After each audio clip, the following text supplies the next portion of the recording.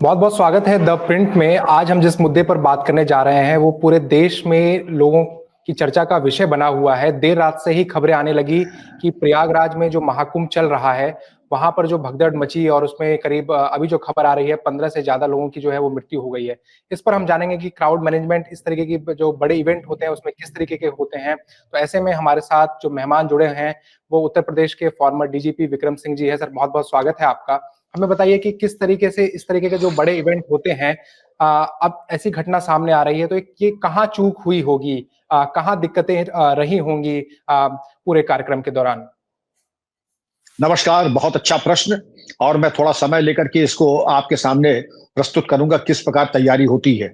ये एक तरीके से विज्ञान है, क्राउड मैनेजमेंट और क्राउड का संचालन, और जिसमें आपको मनोविज्ञान से लेकर के यातायात व्यवस्था में किस प्रकार की समस्याएं आ सकती हैं, दुर्घटना से लेकर के व्हीकल्स का ब्रेकडाउन, किसी की आकस्मिक किसी तरीके की अगर चोट आ जाए तीर्थयात्री की, उस समय क्या व्यवस्था होनी चाहिए, और कोई भी चीज इत्तेफाकन ना हो, यानी कि आप हर चीज के लिए तैयार रहें।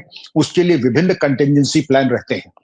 आप ये समझे, यातायात पुलिस, सादे कपड़ों में पुलिस, महिला और पुरुष पुलिसकर्मी, होमगार्ड, ये तो रहते ही हैं। इसके अलावा हेलीकॉप्टर और ड्रोन टेक्नोलॉजी के माध्यम से भी क्राउड का संचालन दूर दूर से कि 25 किलोमीटर, 30 किलोमीटर, 50 किलोमीटर से कितनी भीड़ आ रही है और उसका संचालन किस मार्ग पर, और प्रेशर पॉइंट्स क्या हो रहे हैं। और इस कंट्रोल रूम के एक स्मार्ट कंट्रोल रूम से, एआई एनेबल्ड कंट्रोल रूम से इसका संचालन होता है। 8 करोड़ की भीड़ का आगमन, ये हमें लगता है कि वहां के अधिकारीगण भी शायद इसके लिए तैयार नहीं थे कि 8 करोड़ की भीड़ आएगी। और अगर आपने भीड़ का मुआयना किया होगा तो आप देखेंगे कि अप्रत्याशित रूप से भीड़ आई। लेकिन मैं बधाई दूंगा पुलिस कर्मियों को, प्रशासन को, कि उन्होंने बड़ी सूझबूझ से काम लिया। जो दुर्भाग्यपूर्ण घटना हुई है कि 15 पुण्यात्माएं वो गोलोक वासी हुई, और उनको श्रद्धांजलि देते हुए मैं ये कहूंगा कि पुलिस को इस दिशा में ये चाहिए कि जनता को, तीर्थ यात्रियों को विश्वास में लेकर के, साधु संतों को विश्वास में लेकर के आगे के स्नान की व्यवस्था करें। आगे के मैं कह रहा हूं तो आगे के स्नान पर्व नहीं, आज का ही, क्योंकि आज का मौनी अमावस्या का स्नान पर्व अभी लगभग 12 घंटे बाकी है, और अगर उसमें भी कोई चूक होती है तो वो फिर भयावह होगी। अब हम आते हैं इस दुर्घटना को लेकर के। इस प्रकार की तमाम व्यवस्थाओं का पूर्वाभ्यास होता है, रिहर्सल होता है, और रिहर्सल में एक एक चीज को बड़ी बारीकी से देखा जाता है। हर अधिकारी कर्मचारियों को उसके उत्तरदायित्व के बारे में प्रशिक्षित किया जाता है। वीडियोग्राफी की व्यवस्था होती है, और अब तो खैर जांच का विषय है, वीडियोग्राफी हर चीज की होती है कि अगर कोई चूक हुई थी, और अगर चूक हुई थी तो इन 15 मौतों का जिम्मेदार जो भी होगा, तो प्रशासनिक रिपोर्ट में जो भी कार्रवाई की संस्तुति की जाएगी तदनुसार कार्रवाई की जाएगी। अब हम बात आते हैं इसके ऊपर, गैर जिम्मेदाराना बयान। इसके मेले की व्यवस्था फौज को दे दीजिए। बहुत बड़ी बड़ी त्रासदीज हुई है मेलों में, आज तक कभी फौज को दिया गया है? आप पुलिस का, प्रशासन का मनोबल हमारे विद्वान राजनीतिक मित्र न करके अपने कार्य से और सत्संग और स्नान का लाभ लें। अवांछित और अवांछनीय परामर्श देने का कष्ट न करें। इसके पूर्व कभी भी सेना को मेले का संचालन नहीं दिया गया था। दुर्घटनाएं बड़ी भयावह हुई थी, बावजूद इसके पुलिस ने उसका संबंध में माकूल कार्रवाई की। अब हम बात करते हैं कि अफवाहों अफवाहों का बाजार बिल्कुल गर्म है। नंबर 3, 2 विदेशी चैनल हैं, मैं उनके नाम लेकर के उनका भाव नहीं बढ़ाऊंगा। उन्होंने तो बिल्कुल सारे अपने भ्रम की स्थिति और फेक न्यूज के अपने पुराने रिकॉर्ड तोड़ दिए। तो अफवाहों पर और फेक न्यूज पर विश्वास न करें। पुलिस की हेल्पलाइंस मौजूद हैं। पुलिस प्रशासन खोया पाया, उनके केंद्र एआई संचालित वो मौजूद हैं, और प्रशासन पूरी तरीके से जो घायल तीर्थ यात्री हैं उनका सुचारू रूप से उपचार कराने, जो घर वापस जाना चाहते हैं उनको घर वापस भेजने में उनकी समुचित व्यवस्था की जा रही है। राहत राशि दी जा रही है, सुचारू रूप से इलाज और भोजन, खाद्य पदार्थ दिया जा रहा है। शासन प्रशासन पे विश्वास करें। स्थिति पूरी तरीके से वर्तमान में नियंत्रण में है।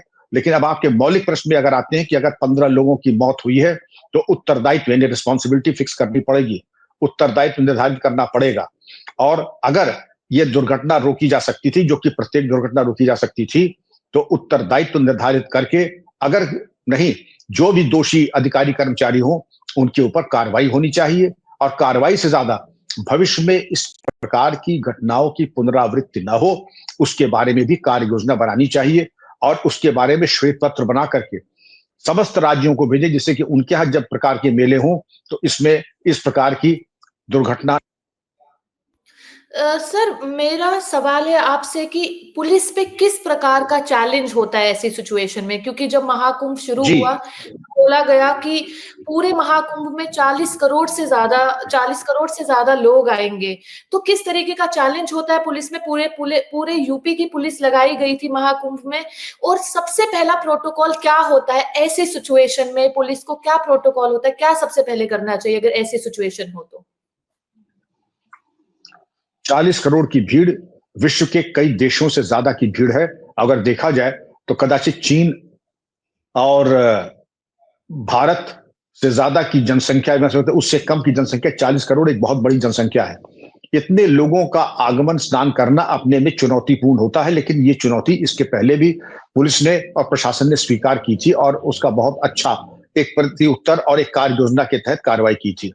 अब जो चुनौती की बात आती है कि आज से 30 साल पहले देखें तो ये ऐसी स्थितियां नहीं थी कि लोग समस्या उत्पन्न करते, दुर्घटना कराते, लेकिन बदले परिदृश्य में सिक्योरिटी सिनेरियो में आपने ये देखा होगा कि कई चरमपंथी तत्वों ने धमकी दी थी। अभी एक आगजनी की घटना हुई थी, उसमें भी ये कुछ अफवाह या कुछ चर्चाएं उठी थी कि ये चरमपंथियों का काम है। तो आपको ये देखना होगा कि पुराने शरारती तत्व जिनसे आपको खतरा है, तो फेशियल रिकग्निशन सॉफ्टवेयर के माध्यम से, एआई के माध्यम से, और जो विशेषज्ञ हैं जो पहचान सकते हैं, तो अपनी कार्य योजना और सूचना तंत्र इतना मजबूत रखें कि शरारती तत्व प्रवेश न कर पाए, और अगर किसी प्रकार प्रवेश कर पाए, कम से कम किसी प्रकार का कोई अपराध न कर पाए।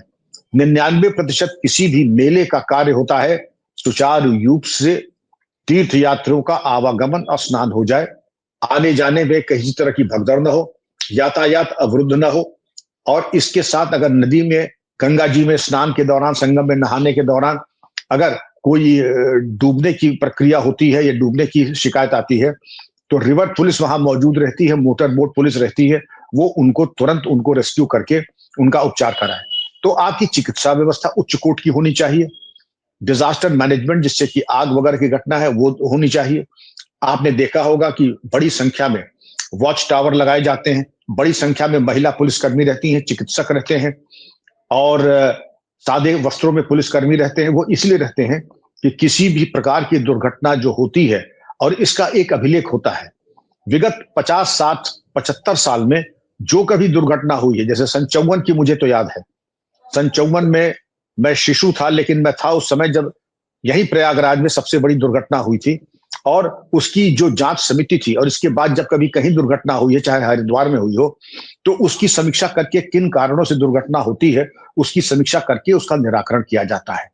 निराकरण करना जैसे अफवाह फैला देना, शरारती तत्वों का आकर के इस प्रकार से कि यातायात को अवरुद्ध कर देना, या कभी ऐसा होता है कि अकस्मात कोई घटना हो जाती है कि हाथी, या जैसे कई जगह हाथी आ जाते हैं, हाथी अगर नियंत्रण के बाहर होते हैं तो भगदड़ मचती है। वर्तमान में भी भगदड़ मचाया जाता है। भगदड़ का कारण क्या था, अफवाह थी या कोई और कारण था, ये जांच बताएगा। लेकिन ये जो चुनौतियां हैं, शरारती तत्वों से, अपराधियों से, चरमपंथियों से, या कोई दुर्घटना से, उसके निराकरण के लिए आपकी कंटिजेंसी प्लान क्या है, आपकी कार्य योजना क्या है, और उस कार्य योजना के तहत आप कितना खरे उतरे हैं। और सर, आप 1954 की बात कर रहे थे। 1954 में जो घटना हुई थी, उसके बाद वर्मा कमेटी बनी थी जिसने पूरी सिफारिशें दी थी।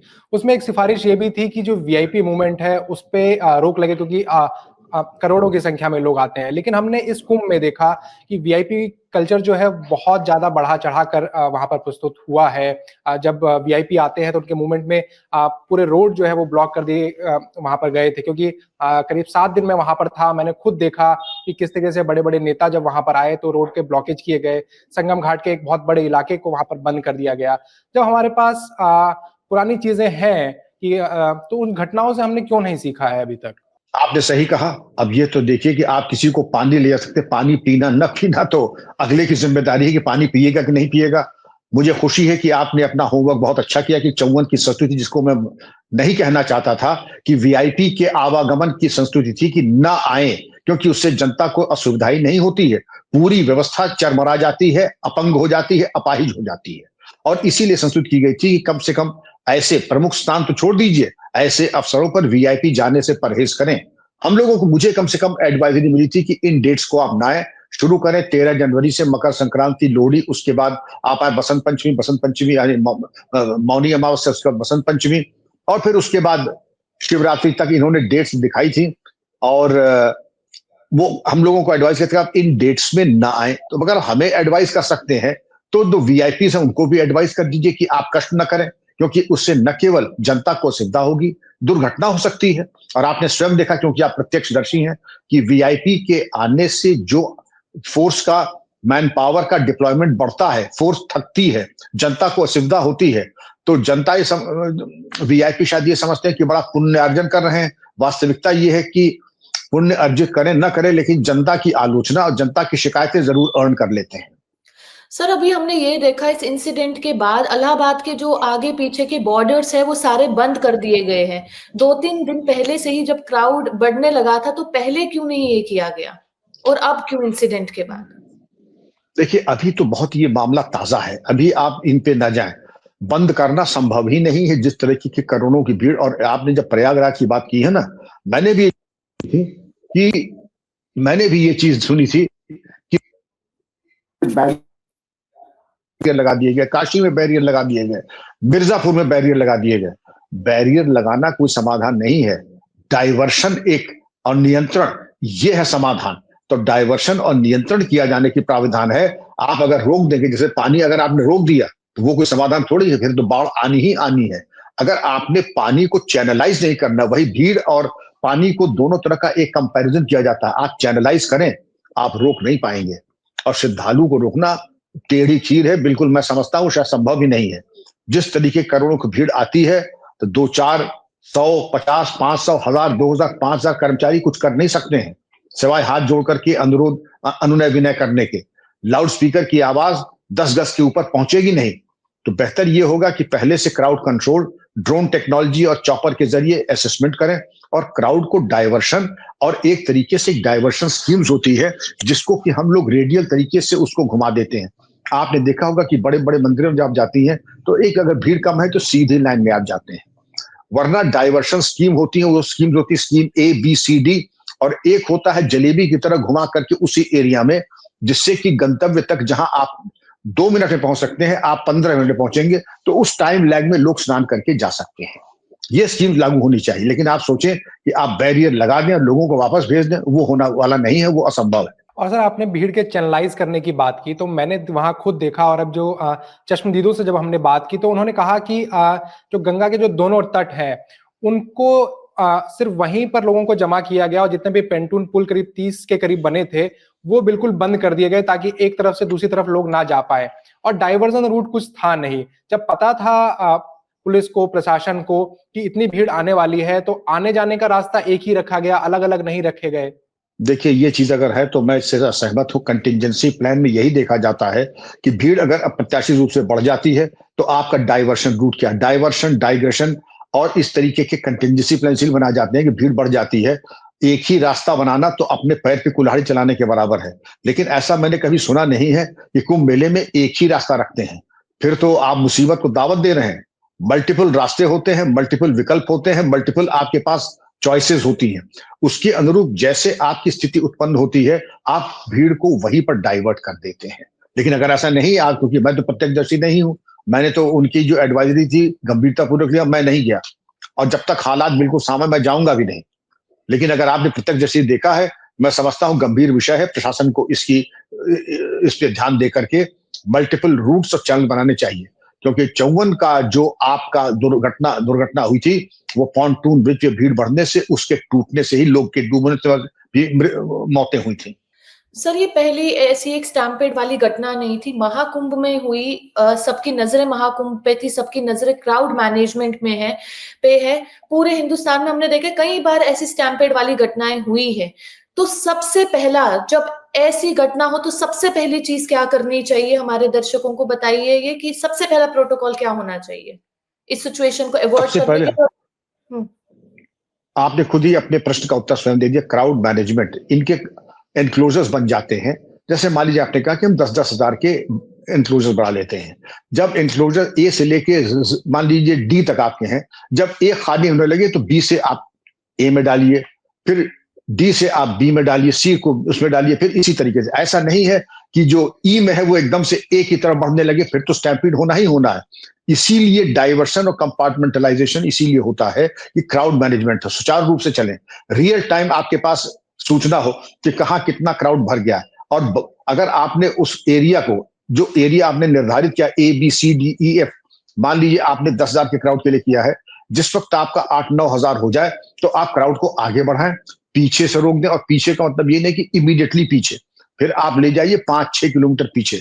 मुझे बताया गया कि प्रयागराज में इस बार न सिर्फ संगम एरिया में बल्कि दारागंज नींबू पार्क तक में बैरियर्स लगे हैं, इतनी दूर से उन्होंने व्यवस्था की है।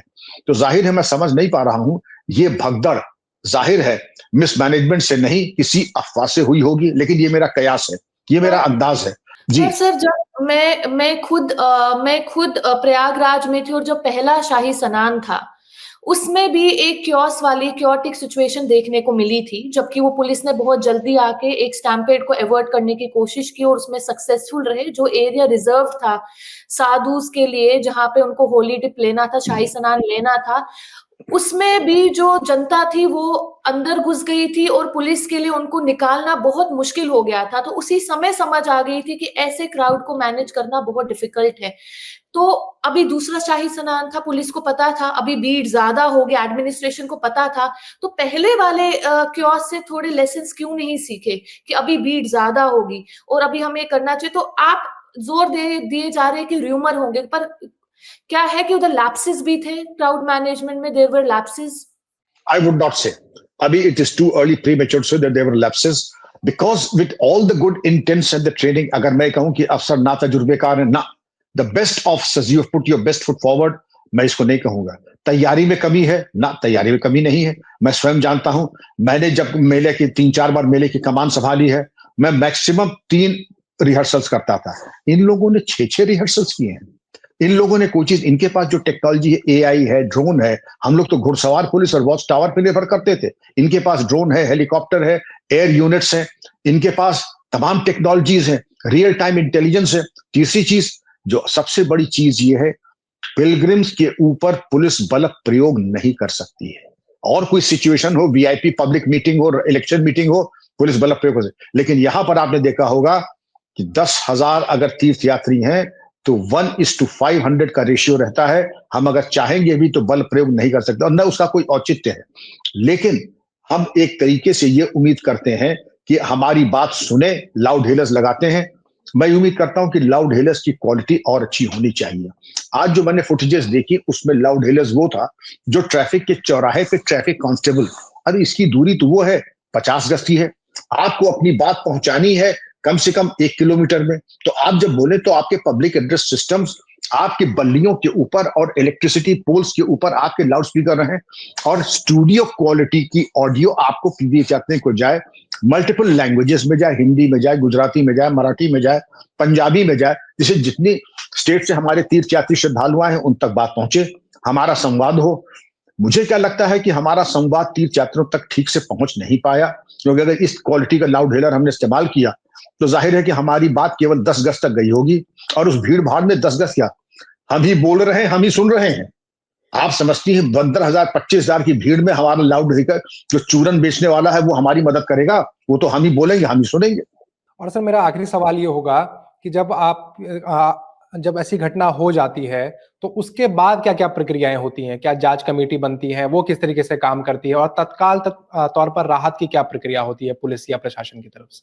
सबसे पहले काम होता है राहत कार्य, चिकित्सा, प्राथमिक चिकित्सा वहीं मौके पर, फिर पूरी चिकित्सा मेडिकल कॉलेज में या अस्पताल में। सबसे पहले जो तेज बहादुर सप्रू हॉस्पिटल है या जो आपके शिविर अस्पताल बने हैं वहां पर। उसके बाद होती है राहत की कार्रवाई, जो घायल हैं, खोए पाए हैं, उनको जो आप राहत राशि देना चाहते हैं उसके कैंप्स लगते हैं। जो बच्चे खो जाते हैं उनको कैंप पे ले जाकर के उनको अपने पेरेंट्स के पास भेजना। फिर जो जांच की प्रक्रिया है वो साइमल्टेनियस है, जितनी वीडियो फुटेजेस हैं, जितना अभिलेख है, जो भी आदेश है, प्रत्यक्षदर्शी है, उनसे बात करके जांच तो शुरू हो चुकी होगी।